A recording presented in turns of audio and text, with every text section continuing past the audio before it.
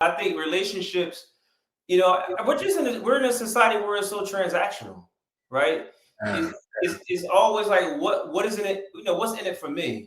for me. Rather than like what you're just saying right now, like a heart, like a servant's heart. Like, how can I serve? How can I be in a community? How can I add value? So it's like, yes, you need to be in a relationship where it's a two-way street, where it's mutual.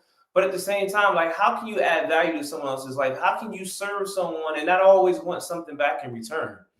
Yeah. Right? How can you add value in different spaces and places where people are like, when you're not around, are like, man, like we really miss his presence. We really miss her presence.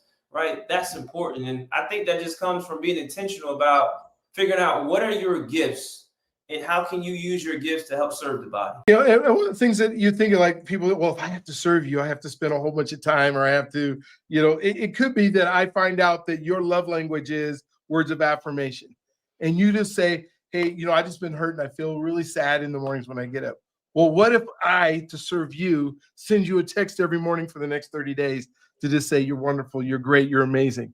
What an impact that makes. And how much time does it take me as an individual to send a text that takes, every single morning, that takes me 30 seconds, but it's going to impact somebody's life in a way that now the sky is the limit for them because of where they're at. But it's just the little things you do. If you're willing to say, you're more important than me today, and do it, that it just changes the world.